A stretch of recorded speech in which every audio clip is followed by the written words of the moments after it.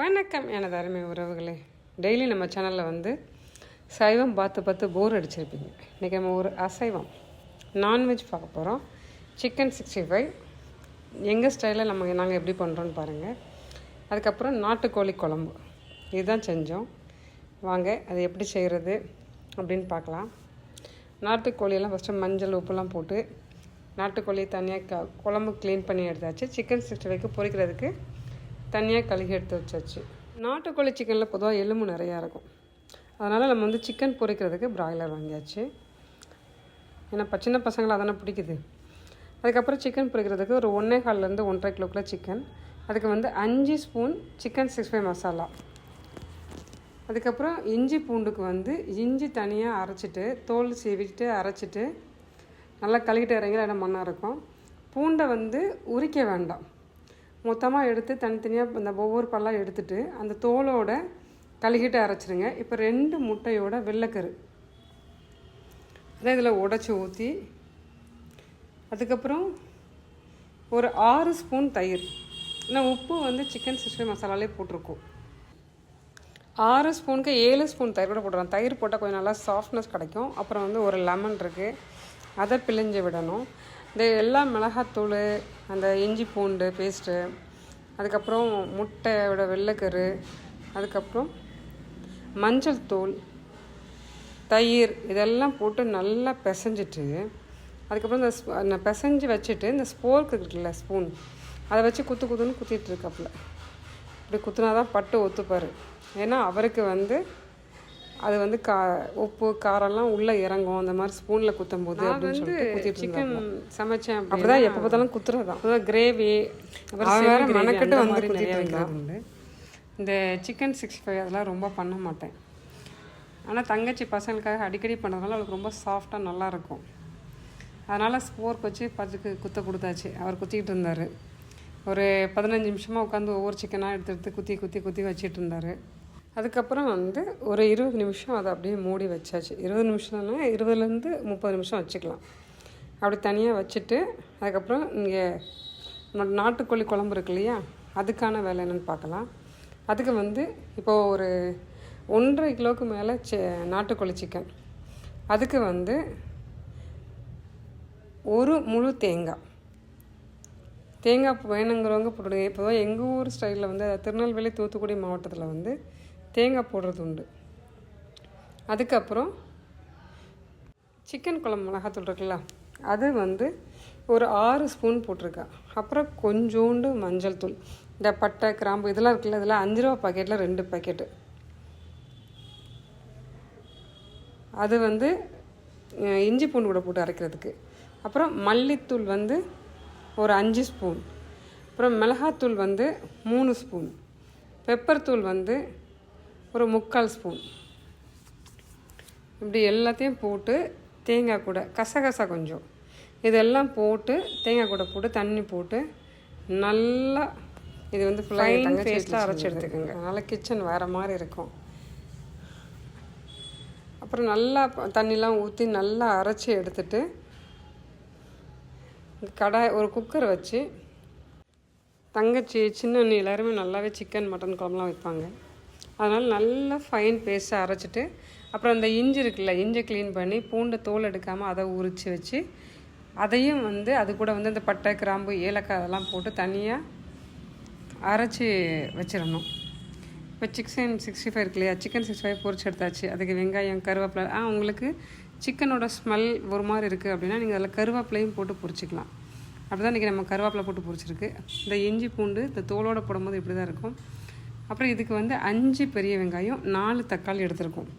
அதாவது 1.5 கிலோ நாட்டுக்கோழி குழம்புக்கு. ஒரு 4லேருந்து 5 ஸ்பூனுக்குள்ளே தான் எண்ணெய், பட்டை கிராம்பு கடுகு எல்லாமே போட்டாச்சு, பெருஞ்சீரகம் எல்லாம் போட்டாச்சு. போட்டுட்டு அந்த 5 பெரிய வெங்காயம் இருக்கு இல்லையா, அதை குட்டியாக நறுக்கி நல்லா ப்ரௌன் கலர் ஆகிற வரைக்கும் வதக்குங்க. நான்வெஜ்ஜுக்கு போடுற எல்லாமே போட்டு நல்லா ப்ரௌன் கலர் ஆகிற வரைக்கும் வதக்குங்க. அது நல்லா எவ்வளோக்குள்ளே வெங்காயத்தை வதக்குறீங்களோ அவ்வளோக்குள்ளே நல்லாயிருக்கும். நீங்கள் வதக்கிட்டு அது கூட வேணால் நான் தக்காளி உப்பு போடுவேன். அவள் வந்து வெங்காயத்துலேயே உப்பு போட்டாச்சு தங்கச்சி. ஒரு பக்கம் சிக்கன் 65 பொரிச்சு ஆகிட்டுருக்கு. நம்ம வீட்டில் அப்படி சிக்கன் 65 பொரிக்க குட்டி பசங்களாம் வந்து சாப்பிட்ருவாங்க. ஆனால் அன்றைக்கி பட்டு வந்து வெளியே போயிட்டார். அதை சிக்கன்லாம் ஸ்போர்க் வச்சு குத்திட்டு அவர் ஃப்ரெண்ட்ஸை பார்க்க போயிட்டார். பாப்பா வந்து நம்ம கொடுக்குறத வாங்கி சாப்பிட்டப்பா, அப்படிலாம் எடுக்க மாட்டா பொதுவாக. அதுக்கப்புறம் வந்து நல்ல வெங்காயத்தை இஞ்சி பூண்டு போட்டு வதக்கியாச்சு.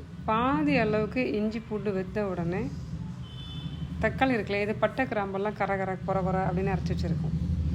அதுக்கப்புறம் தக்காளி போட்டு வதக்கிட்டு அவள் ஃபஸ்ட்டே உப்பு போட்டான். நான் வந்து எப்பவுமே தக்காளி போட்டதுக்கப்புறம் தான் உப்பு போடுவேன். அவள் ஃபஸ்ட்டே போட்டுட்டான். அதுக்கப்புறம் அந்த அரைச்ச பட்டை கிராம்பு ஏலக்காய் அதெல்லாம் இருக்கு இல்லையா, அதெல்லாம் போட்டாச்சு. அதுக்கப்புறம் சிக்கனை போட்டு ஒரு 10லேருந்து 15 நிமிஷம் சிம்மில் வச்சுட்டு அப்படியே நீங்கள் வதக்குங்க நல்லா. ஏன்னா நாட்டுக்கோழி சிக்கன் வந்து வதங்குறதுக்கு ரொம்ப லேட் ஆகும், வேகிறதுக்கு லேட் ஆகும். அதனால் நம்ம நல்லா வதக்கணும். அது எவ்வளோக்குள்ளே நீங்கள் வதக்கிட்டு நீங்கள் வேக வைக்கிறீங்களோ அப்போ நாட்டுக்கோழி சிக்கன் ஈஸியாக வேகும்.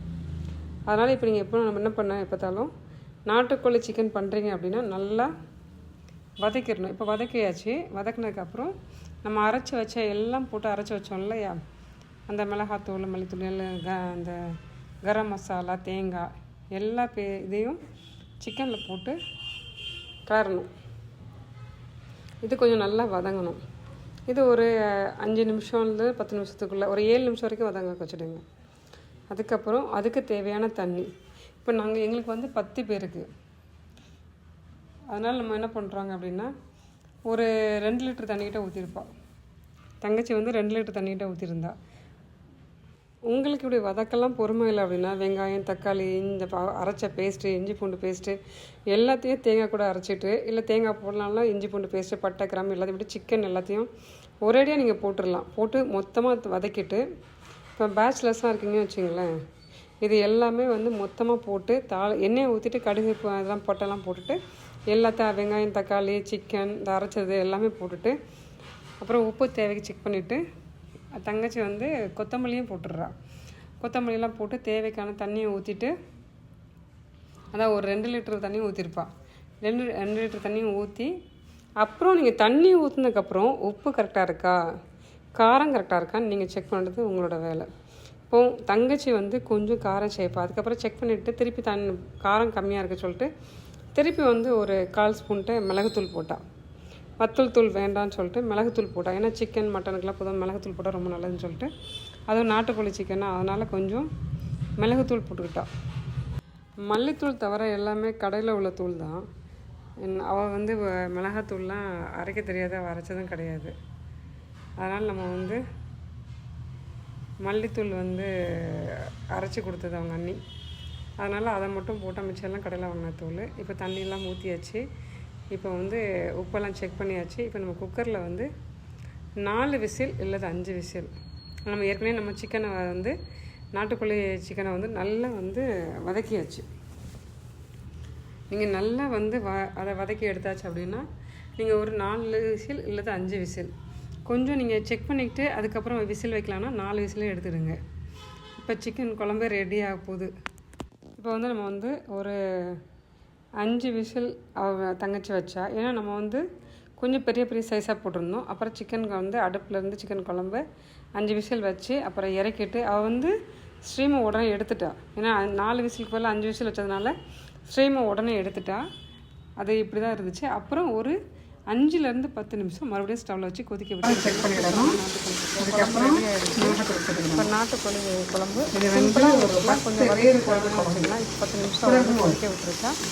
10-12 பேர் விட்டுட்டு திருப்பியும் கொத்தமல்லி தூவி இறக்கி வச்சுன்னா நாட்டுக்கோழி குழம்பு சூப்பராக ரெடி ஆகிடுச்சு. அப்படின்னு நான் எங்கள் வீட்டுக்கும் பேக் பண்ணியாச்சு. நன்றி.